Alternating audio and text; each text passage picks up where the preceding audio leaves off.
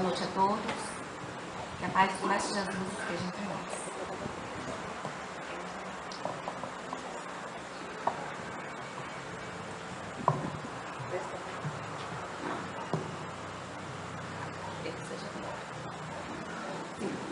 O subsídio para desenvolver esse tema, influência dos espíritos em nossas vidas, eles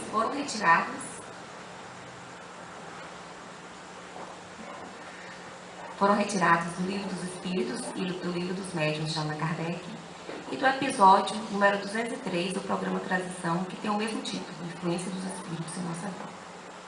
Primeiramente, para admitir a influência dos espíritos em nossa vida, é preciso acreditar na existência dos espíritos. E no Livro dos Médiuns, no capítulo 1, Allan Kardec faz esse questionamento. Há espíritos? Os espíritos lhes respondem que sim. Há uma só humanidade de espíritos encarnados e desencarnados. Nós somos espíritos encarnados, estamos aqui nesse plano material. E os espíritos desencarnados se encontram no plano espiritual. Pois bem, na questão 459, Allan Kardec questiona aos espíritos superiores se os espíritos influenciam em nossas vidas. E os espíritos lhe respondem que influenciam de tal forma que de ordinário são eles que nos dirigem. Essa resposta não nos deveria causar estranheza, porque se observarmos bem as nossas relações sociais, iremos perceber que nós também somos influenciados pelas pessoas que estão à nossa volta, pelos nossos familiares, pelos nossos colegas de trabalho, pelos nossos amigos. E as influências deles também se misturam com as nossas influências. Nós também influenciamos os outros que se encontram ao nosso redor.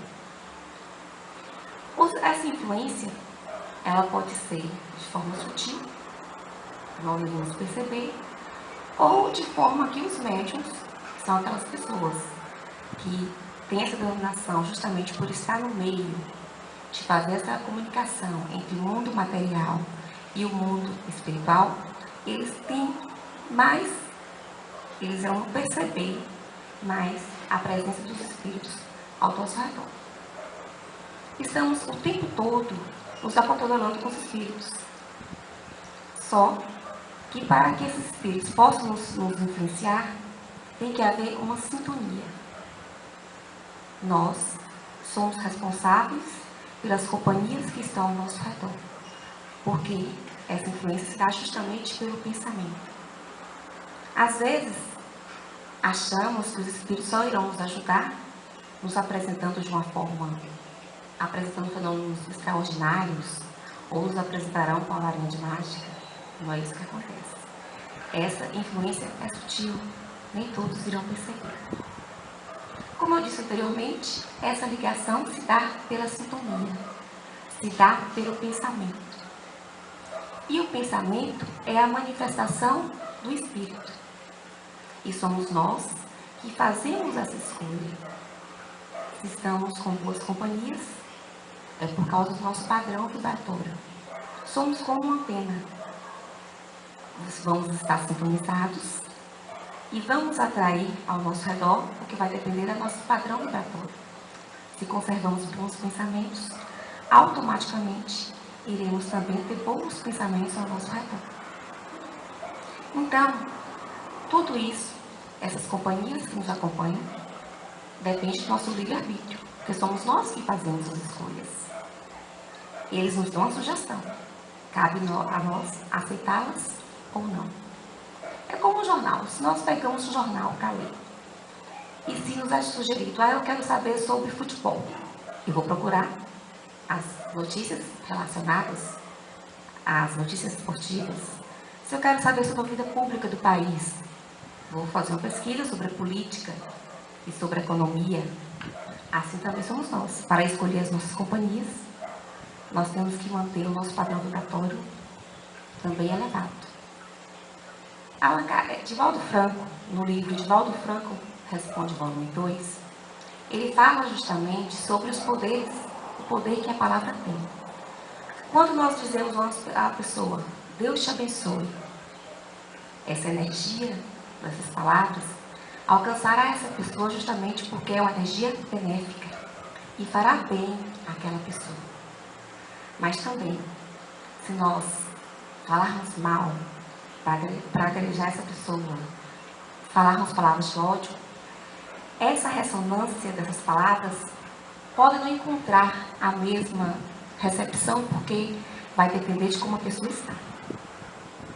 Então, a pessoa, quando Jesus disse, orai e vigiai, ele estava falando justamente isso, sobre a nossa vigília, sobre os nossos pensamentos.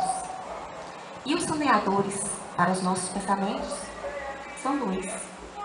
No livro Conviver Melhor, do Espírito Luiz e Catarine, ela fala que nós temos dois saneadores à nossa disposição.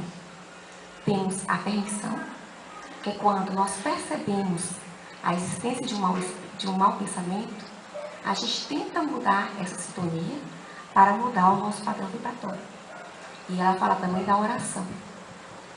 A oração, por menor que esteja, ela ajuda muito o nosso padrão vibratório. Aquela oração simples, que vem do coração, ela faz uma limpeza nos nossos bichos mentais. E essas são as nossas duas armas para afastar o pensamento ruim. É claro que com a correria do dia a dia, com os atropelos da vida, temos sim pensamentos ruins. Nós vamos ter, mas é melhor não que a gente mantenha esses pensamentos. Tudo que percebermos, esse pensamento ruim em nossa vida, é preciso mudar. É preciso pensar, fazer uma prece, e aí nós iremos encontrar essa paz que tanto procuramos justamente nessas sintonias. Quando falamos dessa oração, é como se nós construíssemos ao nosso redor paredes. As energias boas ultrapassarão essas paredes. Mas as energias ruins geralmente não encontrarão essa mesma facilidade. É como se jogássemos uma bola na parede. Essa parede resistente, essa bola não irá ultrapassar, ela voltará de quem veio. Então, o bom é que possamos construir essa parede de certa forma resistente. E não construir essa parede que tenha falhas. Essas falhas podem deixar que algumas energias passem. É o que nós falamos, essas falhas são justamente as nossas imperfeições morais. Já que nós ainda somos espíritos imperfeitos, pois habitamos esse planeta Terra, que é um planeta de prova e expiação, e estamos aqui realmente para aprender. E os obstáculos que vêm em nossa vida é justamente para isso, para a gente mudar de atitude, para a gente aprender, e automaticamente nós iremos evoluir. Tudo dependendo das nossas atitudes. Assim como nós temos as companhias dos espíritos que prejudicamos no passado, ou que pode estar equivocado com as nossas ações, nós também temos sim a companhia dos espíritos bons, que estão também ao nosso lado, tentando nos influenciar pensamentos bons.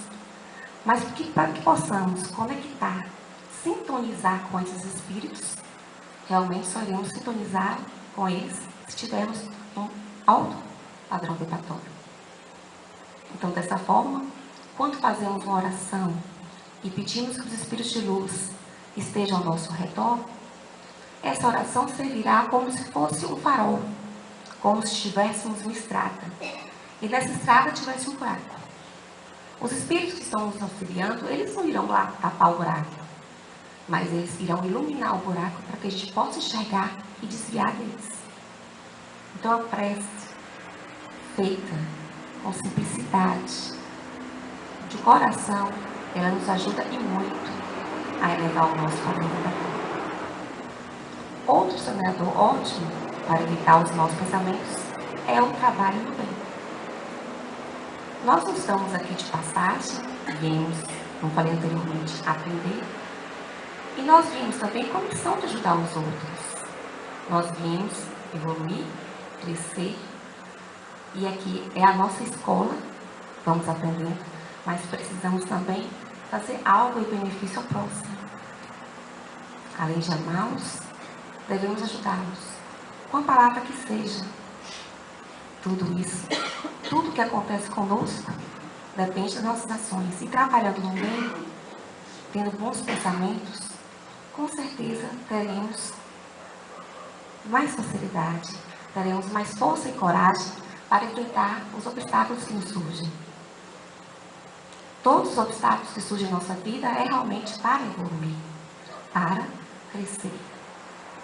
Então, essa sintonia que nós temos irá nos ajudar a evoluir com a ajuda dos amigos de luz. Que assim como nós estamos aqui com todos os encarnados que nos influenciam o tempo todo, os desencarnados que foram espíritos que estavam aqui habitando o plano material, eles desencarnaram, continuaram com suas mesmas características, com seus mesmos sentimentos. Uns ajudam o próximo, outros ainda estão equivocados e pensam, muitos deles pensam em vingança. Então, quando pedimos a ajuda dos amigos de luz, eles estarão ao nosso redor para nos proteger. E tudo isso, como falei anteriormente, dependerá de nós. Então, nós que vamos escolher, nós temos o livre-arbítrio para escolher qual caminho a seguir. Na questão 472 do Livro dos Espíritos, os Espíritos falam justamente sobre as tentações que surgem em nossas vidas. Na oração do Pai Nosso, nós pedimos: livra-nos de todo mal, de todas as tentações. E nessa questão, fala sobre um exemplo. Esse exemplo é como se um homem fosse encaminhando por algum caminho e encontrasse nesse caminho uma soma alta de dinheiro. Não foram os espíritos que colocaram aquele dinheiro lá, mas ele induziu que aquele homem passasse por aquele caminho. E neste momento, há os espíritos que sugerem que ele fique com esse dinheiro, ainda mais com essa crise, e outros sugerem que ele devolva a quem lhe pertence. É neste momento que surgem as tentações. E aí vai caber ao homem utilizar o seu livre-arbítrio. Ele que decidirá o que fazer. Essas são circunstâncias que os espíritos utilizam para nos influenciar. São circunstâncias sutis. A gente não percebe, mas elas estão aí. Por isso, falam justamente dessa necessidade de fazermos boas orações, mantermos nosso padrão vibratório elevado, para que possamos atrair espíritos de luz ao nosso redor. É como dissemos: me diga com tu andas, que eu te darei 500. E aí poderemos alterar para: me digas o que pensas, que eu te direi com quem andas. Então nós iremos cair conforme a nossa sintonia. Para finalizar, iremos passar aqui um vídeo dos Amigos da Luz, que tem o título Sintonia. E aí nós iremos perceber nesse vídeo como as pessoas, a maneira que as pessoas se comportam, a atração e a influência dos espíritos poderão se conectar ou não. Como eu falei, estamos todos conectados, estamos todos interligados. Há aqui uma gama de pensamentos. Aqui neste momento está cheio de espíritos desencarnados. E essa afinidade acontecerá através da afinidade moral e a afinidade intelectual. E a sintonia que irá fazer com que haja essa conexão. Então, tudo depende das nossas escolhas e tudo depende da nossa maneira de pensar e a nossa maneira de agir. Então, que possamos conservar pensamentos do bem, bons pensamentos. E quando vier os pensamentos negativos, possamos fazer uma prece, uma oração, para que esses pensamentos possam desaparecer por um momento e possam nos refazer e encontrar a paz que tanto precisamos. Não adianta, Ronaldo, a culpa é sua. E agora nós estamos sem telefone. Ah, mas que novidade, né, Júlia? A culpa é sempre minha. Se eu esqueci de pagar, você também esqueceu. Mas a responsabilidade de pagar a conta dessa casa é sua. E a sua cabeça não tá aqui. Onde é que anda essa sua cabeça? Minha cabeça tá no mesmo lugar, Júlia, tá? Mas tô cheio de problemas e cheio de você. Eu não tenho culpa se o boleto não chegou, porque eu sempre pago essa porcaria. Pagasse pela internet, tá? Isso não é desculpa. Ou você acha que os caras companhia de você deixaram você usar um mês de telefone grátis? Chega! Eu vou pagar essa porcaria. Agora cala tua boca e me deixa em paz. Pera aí que eu ainda não acabei. Você vai ter que me ouvir sim. Acabou sim. Acabou. Aí. Vambora, fogueira. Quem vai ganhar, cara? Você sabe que eu sou viciado, só jogo com ela. Toma! Ó, Fatalha. Chega, não quero mais ouvir sua voz. Ah, não quer ouvir minha Não voz? quero. Agora você vai ouvir. Chega, Você vai Júlia. gritar feito uma Para, louca. Júlia. Tá bom. Desculpa. Ok? Eu não vou mais esquecer de pagar a conta, tá? Tô com a cabeça cheia de problemas, é isso. Desculpa. Ué, o que tá acontecendo aqui? Eu não tô... Brincadeira, que negócio de desculpa agora. Ah, ele vive no mundo da lua e você fica fazendo tudo sozinha? Vambora, dá mole pra ele não. Tá bom. Também tô nervosa. Muita coisa na minha cabeça. Vamos parar com isso, vamos? Chama as crianças pra ficar brigando desse jeito. Vem cá, dá um abraço, tá? Não. Brincadeira, perdemos a sintonia. Estraga prazer. Poxa vida. Dá pra vocês pararem de gritar? Eu tô tentando ficar no telefone, essa casa parece de maluco. Maluco é você que não larga esse troço. Claro, o telefone fica cortado. Mas que inferno, lá vem você também. Ei, voltou.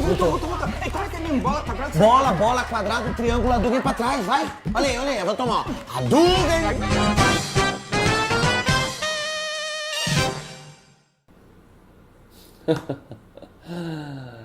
Vídeo maneiro, vou me inscrever. Não se inscreva nesse canal. Aí só tem maluquice. Espiritismo é coisa séria, não pode fazer palhaçada com essas coisas, menino. Não se inscreva, não compartilhe, não curta nada. Ah, não, vou me inscrever sim. Não, garoto, não.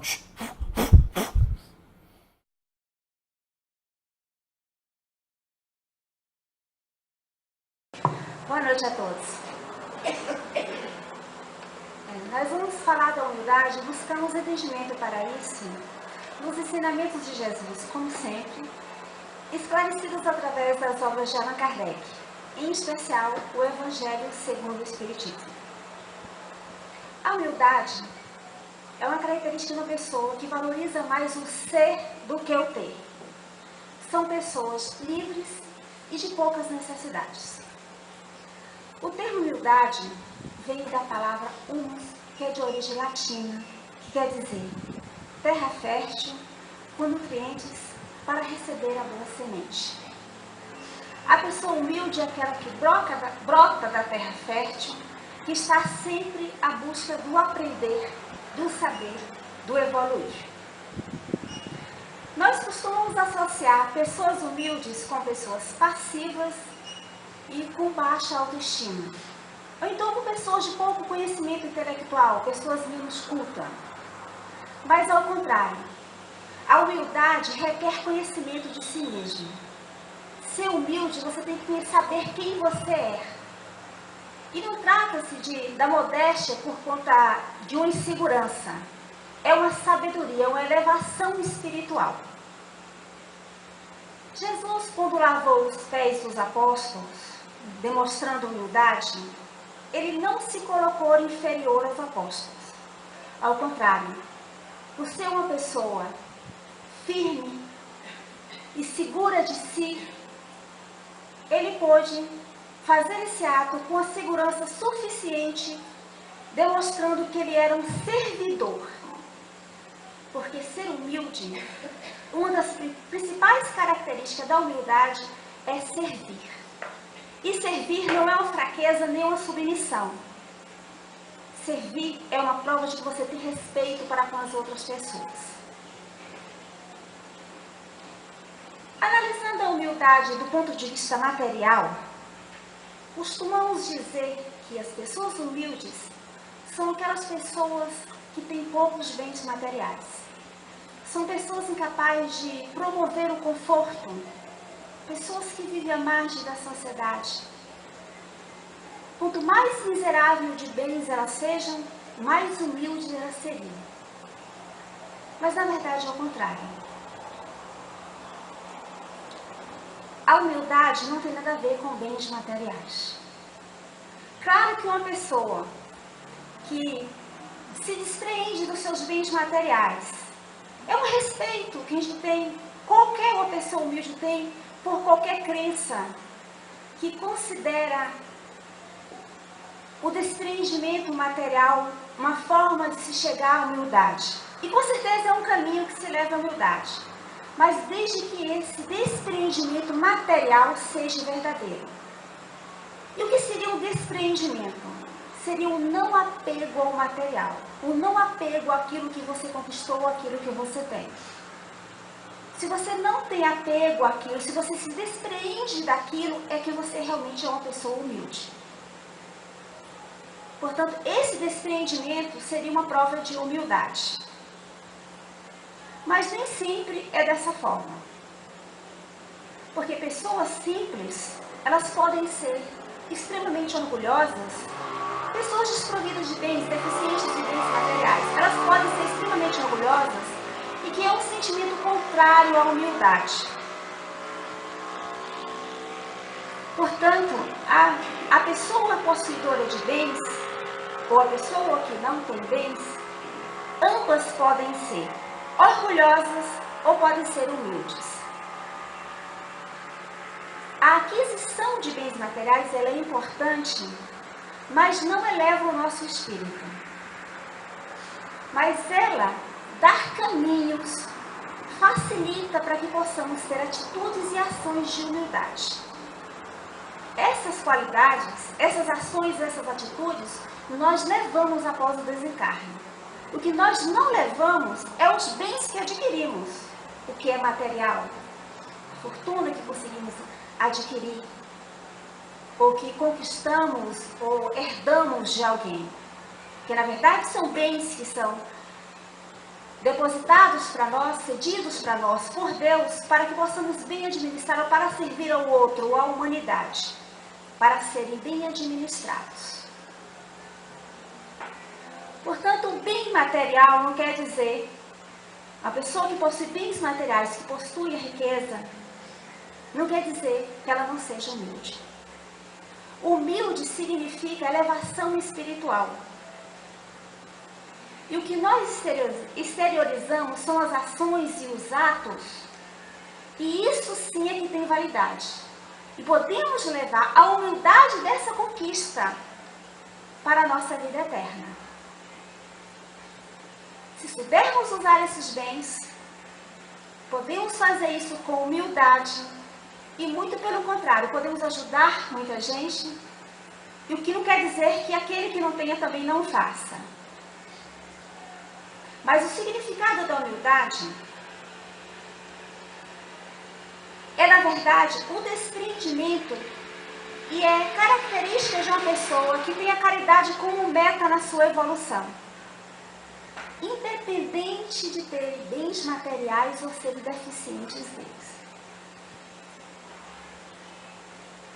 Portanto, o rico pode ser tão humilde quanto o pobre. E temos que considerar que pessoas pobres, sendo orgulhosas, podem não carregar a humildade no seu coração. Vamos dar um exemplo. Um empresário bem-sucedido compra um avião para chegar a determinados lugares com mais rapidez. E lugares em que dependem de suas decisões e lugares em que precisam dele para determinar certas situações para facilitar a vida de alguma pessoa e garantir o emprego de algumas pessoas. Então é necessário que ele use desse avião que ele pode comprar, que vai manter o emprego de muita gente. Enquanto que um operário passa anos tentando comprar um carro popular, só que faz isso para mostrar que tem um carro, por extrema vaidade. Onde estaria aí a pessoa humilde? No operário ou no empresário? Pode ser o contrário. Levando-se em conta que para a pessoa que tem a riqueza, que carrega em si esse dom de conquistar bens materiais, a responsabilidade dele é maior. Porque isso é concedido por Deus, e ele tem por obrigação de bem administrá-lo, e levando-se em conta que isso lhe traz, que a riqueza material vai lhe trazer vaidade e ambição. Portanto, a sua responsabilidade é maior e a sua tarefa é muito mais difícil.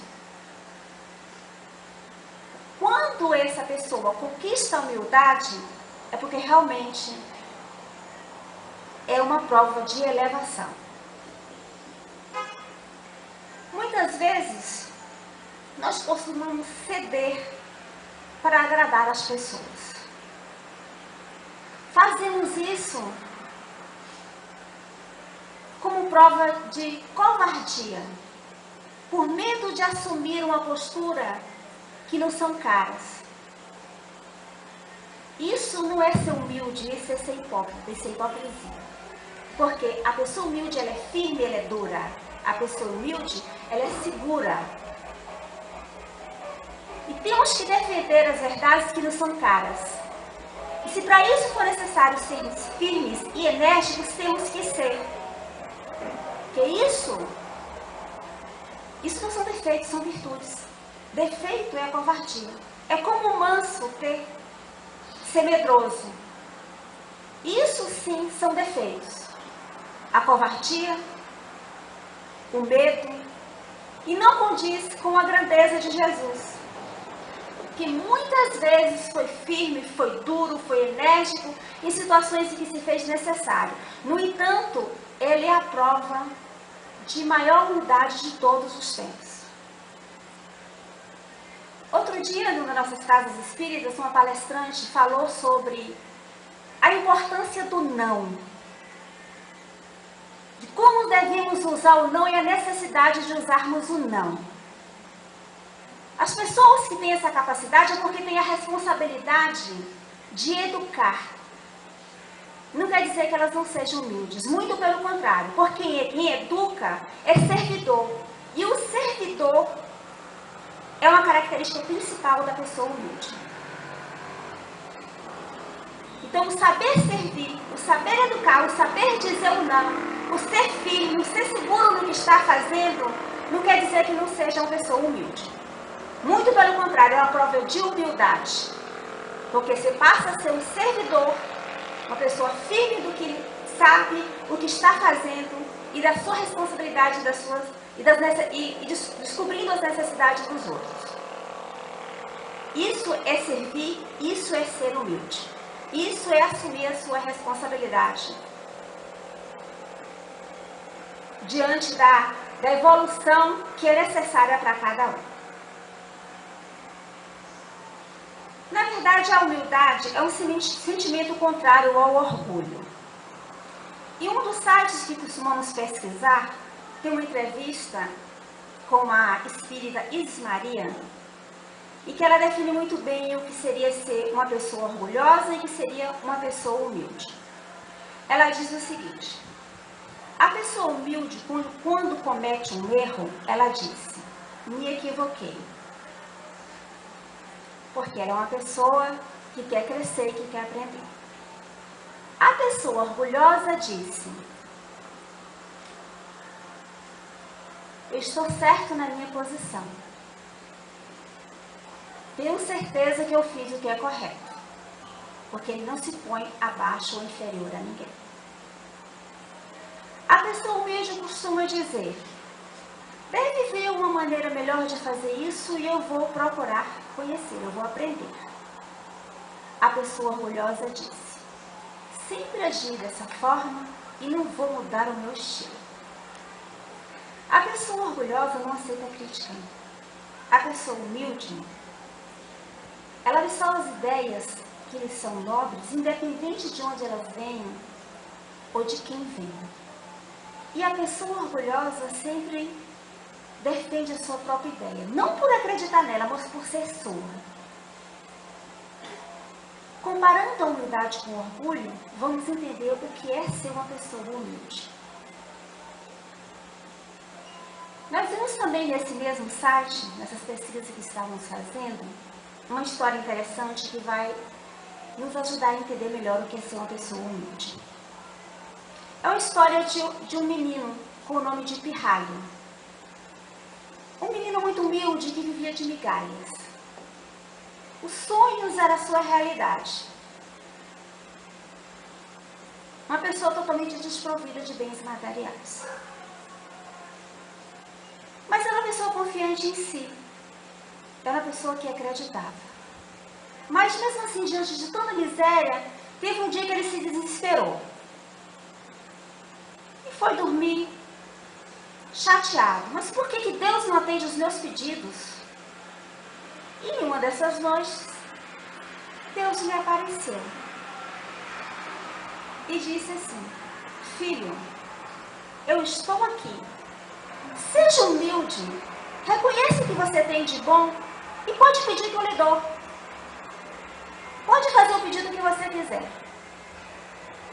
No outro dia, Pirralho acordou, abriu a janela achando que teria tido um sonho, mas aquilo ficou na sua cabeça. Como sempre faz, foi à cozinha procurar algo comer e nada tinha. Aí ele lembrou do sonho. Ele achou que foi um sonho. Não custa nada tentar. Fechou os olhos, pensou: Senhor, coloque fartura na mesa dessa família. E o dia tomou seu curso normal. O pai e a mãe foram catar papel, que era o que fazia sempre. Ele foi levar o para-brisa de carros no semáforo, que era uma flanelinha, né, que nós chamamos. E seus irmãos menores que moravam com ele eram 3. Eles viviam em 5. Ele e os irmãos num quarto minúsculo e os pais no outro do mesmo tamanho. E foi trabalhar normal e voltou para casa normal, cansado do mesmo jeito e a mesma rotina. E acordava e não tinha o que comer, e a necessidade, e ele sempre repetia: Senhor, põe a fartura na mesa dessa família. E fez isso por durante semanas e semanas e semanas. Até que um dia ele se aborreceu, se irritou e disse: esse Deus não existe, ele é um baita mentiroso. E foi dormir mais chateado ainda e mais cansado ainda. Nessa noite Deus voltou a falar com ele. O que questionas, Pirralho? Por que questionas tanto? E ele bravo respondeu: eu lhe pedi, você não me deu, você prometeu e você não me deu. E Deus simplesmente respondeu para ele: eu não lhe dei porque você não fez o que eu lhe pedi. Você se lembra que no sonho eu pedi para que você fosse humilde e agradecesse o que você tem para depois pedir? Você não teve humildade sequer de agradecer por acordar com saúde. A pessoa humilde, ela tem que primeiro aprender a agradecer o que é e o que tem.